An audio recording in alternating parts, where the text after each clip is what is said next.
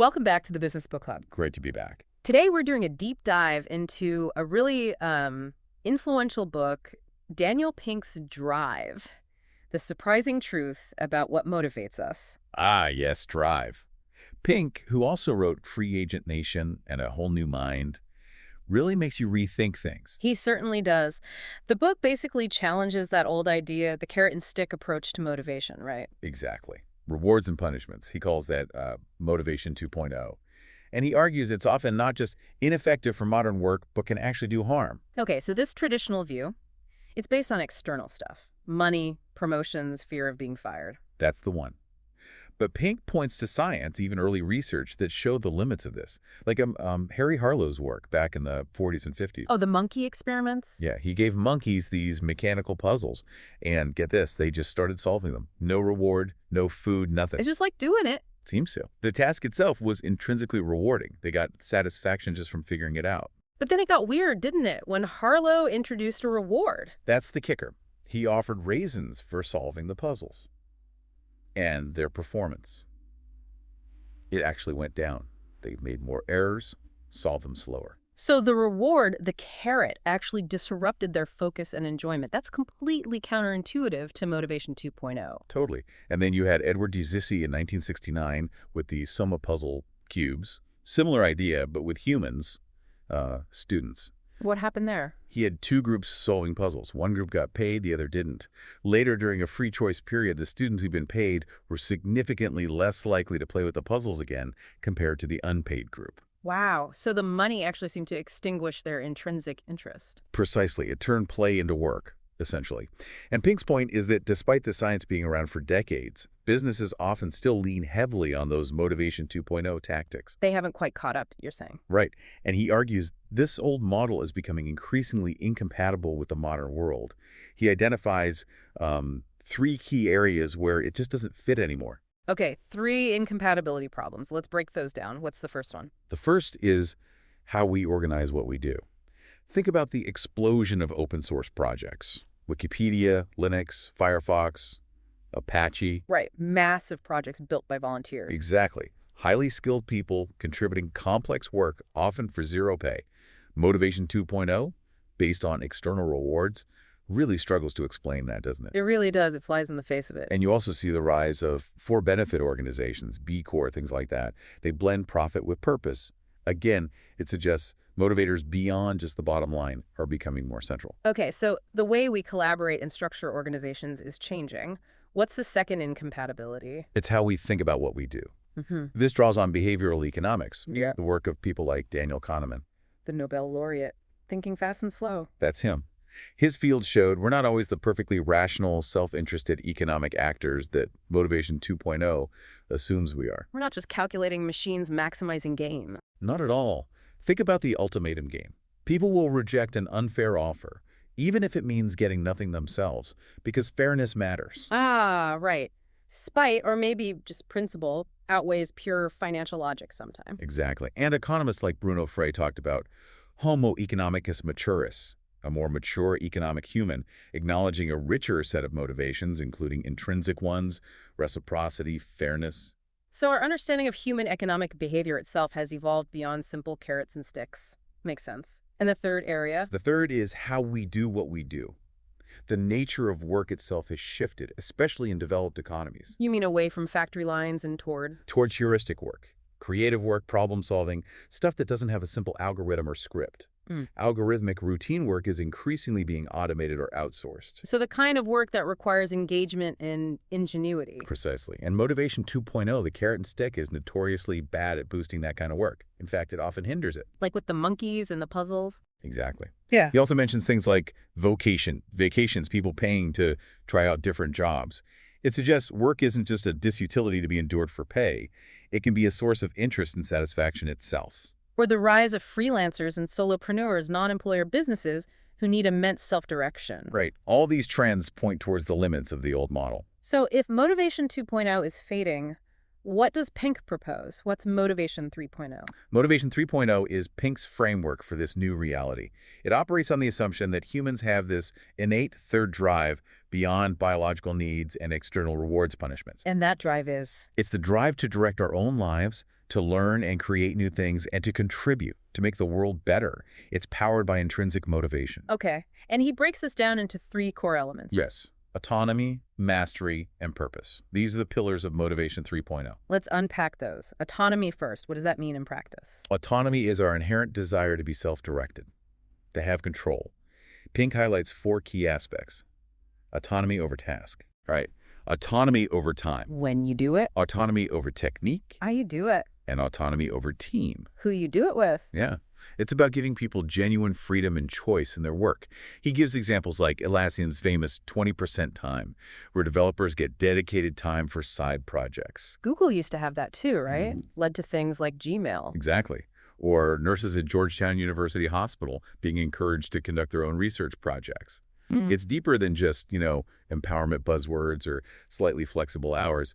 It's real self-direction. Okay, that makes sense. Fostering real ownership.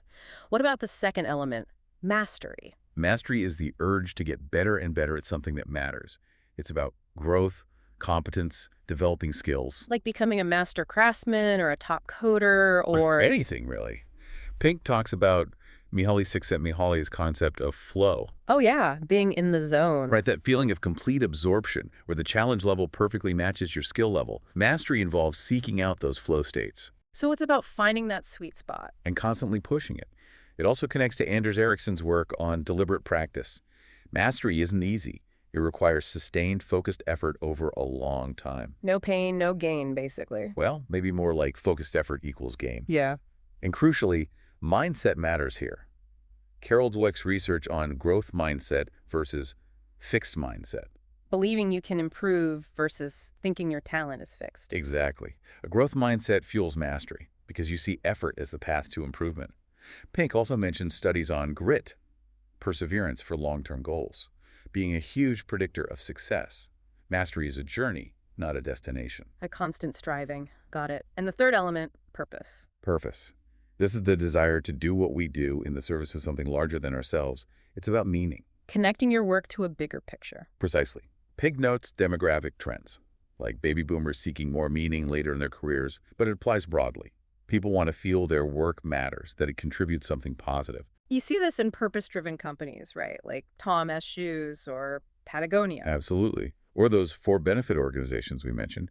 It's about having purpose goals alongside or even above profit goals. Research also shows that beyond a certain income level, more money doesn't equal more happiness. The link gets weaker. Yeah. But things like pro-social spending, spending money on others or causes can increase well-being. It taps into that purpose drive. So autonomy, mastery, purpose, these are the intrinsic engines of Motivation 3.0. But does Pink say carrots and sticks are never useful? No, he does clarify that. In Chapter 2a, he addresses when extrinsic motivators can still play a role. Okay, why does that? Primarily for routine algorithmic tasks. The dull stuff that doesn't really offer much intrinsic reward anyway, like, say, stuffing envelopes for a mail campaign over a weekend. Right, work that just needs doing. For those tasks, if then rewards, if you finish this batch, then you get this bonus, can actually work. They can provide a simple focus and a nudge. But there's a caveat, I assume. Yes. Even then, he suggests offering some autonomy helps. Maybe let people choose how they organize the task, or listen to music while they do it. And critically, explain why the task is necessary, connecting it to a larger goal if possible. So provide rationale and maybe some control. Exactly. But for the other kind of work, the non-routine creative heuristic work, those if-then rewards, are dangerous. Because they can crush creativity and intrinsic drive, like we saw with the puzzles. Precisely. For that kind of work, if you want to offer a bonus, Pink suggests using now that rewards. Now that. What's that? Unexpected rewards given after the task is complete.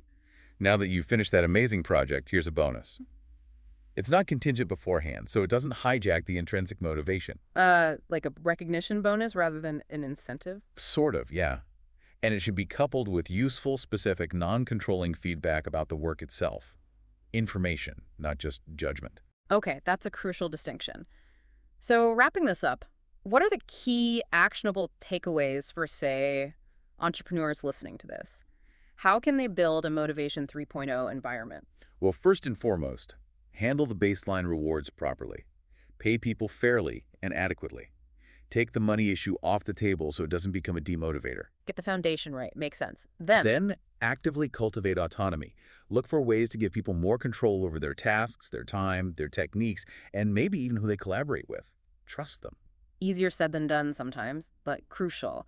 What about fostering mastery? Design work thoughtfully. Try to create roles and projects that offer flow opportunities, challenges that stretch people but don't overwhelm them. Support learning and development. Encourage that growth mindset. Celebrate effort and progress, not just innate talent. Focus on the journey of getting better. Yes. And finally, embed purpose. Constantly communicate the why behind the work. Connect daily tasks to the larger mission or impact of the organization. Make purpose palpable. Let people see how they're making a difference. Exactly. And regarding those rewards. Be really careful with if-then for anything requiring thought or creativity. Right. Lean towards informational feedback.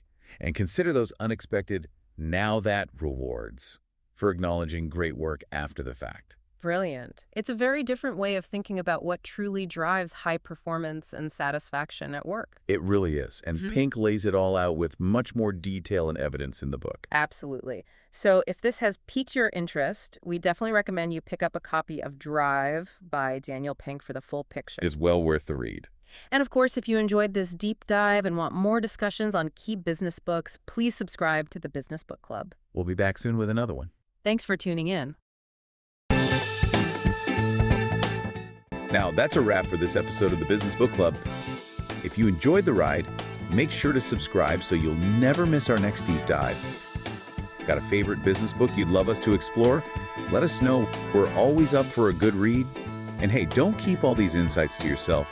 Share this episode with a fellow book lover or your work buddy who's always looking to level up. Until next time, keep learning, keep growing, and we'll see you in the next episode.